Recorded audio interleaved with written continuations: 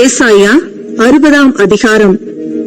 எழும்பி பிரகாசி, உன் ஒளி வந்தது, கர்த்தருடைய மகிமை உன்மேல் உதித்தது. இதோ இருள் பூமியையும் காரிருள் ஜனங்களையும் மூடும். ஆனாலும் உன்மேல் கர்த்தர் உதிப்பார், அவருடைய மகிமை உன்மேல் காணப்படும். உன் வெளிச்சத்தின் இடத்துக்கு ஜாதிகளும் உதிக்கிற உன் ஒளியின் இடத்துக்கு ராஜாக்களும் நடந்து வருவார்கள். சுற்றிலும் உன் கண்களை ஏறெடுத்துப்பார். அவர்கள் எல்லாரும் ஏகமாய் கூடி உன்னிடத்திற்கு வருகிறார்கள். உன் குமாரர் தூரத்திலிருந்து வந்து உன் குமாரத்திகள் உன் பக்கத்திலே வளர்க்கப்படுவார்கள். அப்பொழுது நீ அதை கண்டு ஓடி வருவாய். உன் இருதயம் அதிசயப்பட்டு பூரிக்கும். கடற்கரையின் திரளான கூட்டம் உன் வசமாக திரும்பும். ஜாதிகளின் பலத்த சேனை உன்னிடத்துக்கு வரும். ஒட்டகங்களின் ஏராளமும் மீதியான் கேப்பார் தேசங்களின் வேகமான ஒட்டகங்களும் உன்னை மூடும். சேபாவில் உள்ளவர்கள் யாவரும் பொன்னையும் தூப வர்க்கத்தையும் கொண்டு வந்து கர்த்தரின் துதிகளை பிரசித்தப்படுத்துவார்கள். கேதாரின் ஆடுகள் எல்லாம் உன்னிடத்தில் சேர்க்கப்படும். நெபாயோத்தின் கடாக்கள் உன்னை சேவித்து அங்கீகரிக்கப்பட்டதாய் என் பலிப்பீடத்தின் மேல் ஏறும். என் மகிமையின் ஆலயத்தை மகிமைப்படுத்துவேன். மேகத்தைப் போலவும் தங்கள் பலக்கணி துவாரங்களுக்கு தீவிரிக்கிற புறாக்களைப் போலவும் பறந்து வருகிற இவர்கள் யார்? தீவுகள் எனக்கு காத்திருக்கும். அவர் உன்னை மகிமைப்படுத்தினார் என்று உன் பிள்ளைகளையும் அவர்களோட கூட அவர்கள் பொன்னையும் அவர்கள் வெள்ளியையும் உன் தேவனாகிய கர்த்தரின் நாமத்துக்கென்றும் இஸ்ரவேலின் பரிசுத்தருக்கென்றும் தூரத்திலிருந்து கொண்டு வர தர்ஷீஷின் கப்பல்களும் ஏற்கனவே எனக்கு காத்திருக்கும். அந்நியரின் புத்திரர் உன் மதில்களை கட்டி அவர்களுடைய ராஜாக்கள் உன்னை சேவிப்பார்கள்.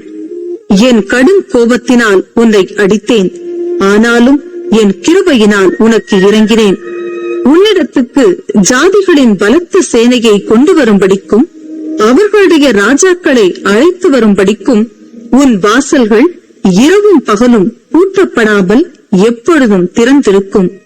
உன்னை சேவிக்காத ஜாதியும் ராஜ்யமும் அழியும். அந்த ஜாதிகள் நிச்சயமாய் பாழாகும். என் பரிசுத்த ஸ்தானத்தை சிங்காரிக்கும்படிக்கு லீபனோனின் மகிமையும் தேவதாரு விருட்சங்களும் பாய்மர விருட்சங்களும் புன்னை மரங்களும் கூட உன்னிடத்திற்கு கொண்டு வரப்படும். என் பாதஸ்தானத்தை மகிமைப்படுத்துவேன். உன்னை ஒடுக்கினவர்களின் பிள்ளைகளும் குனிந்து உன்னிடத்தில் வந்து உன்னை அசட்டை பண்ணின யாவரும் உன் காலடியில் பணிந்து உன்னை கர்த்தருடைய நகரம் என்றும் இஸ்ரவேலுடைய பரிசுத்தரின் சீயோன் என்றும் சொல்வார்கள். நீ நெகிழப்பட்டதும் கைவிடப்பட்டதும் ஒருவரும் கடந்து நடவாததுமாய் இருந்தாய். ஆனாலும் உன்னை நித்திய மாட்சிமையாகவும் தலைமுறை தலைமுறையாயிருக்கும் மகிழ்ச்சியாகவும் வைப்பேன். நீ ஜாதிகளின் பாலை குடித்து ராஜாக்களின் முலைப்பாலையும் உண்டு கர்த்தராகிய நான் இரட்சகர் என்றும் யாக்கோபின் வல்லவர் உன் மீட்பர் என்றும் அறிந்து கொள்வாய். நான் வெண்கலத்துக்கு பதிலாக பொன்னையும் இரும்புக்கு பதிலாக வெள்ளியையும் மரங்களுக்கு பதிலாக வெண்கலத்தையும் கற்களுக்கு பதிலாக இரும்பையும் வரப்பண்ணி உன் கண்காணிகளை சமாதானம் உள்ளவர்களும் உன் தண்டற்காரரை நீதி உள்ளவர்களுமாக்குவேன். இனி கொடுமை உன் தேசத்திலும் அழிவும் நாசமும் உன் எல்லைகளிலும் கேட்கப்பட மாட்டாது. உன் மதில்களை ரட்சிப்பென்றும் உன் வாசல்களை துதியென்றும் சொல்லுவாய். இனி சூரியன் உனக்கு பகலிலே வெளிச்சமாயிராமலும் சந்திரன் தன் வெளிச்சத்தால் உனக்கு பிரகாசியாமலும் கர்த்தரே உனக்கு நித்திய வெளிச்சமும் உன் தேவனே உனக்கு மகிமையுமாயிருப்பார். உன் சூரியன் இனி அஸ்தமிப்பதும் இல்லை, உன் சந்திரன் மறைவதும் இல்லை. கர்த்தரே உனக்கு நித்திய வெளிச்சமாயிருப்பார். உன் துக்க நாட்கள் முடிந்து போம்.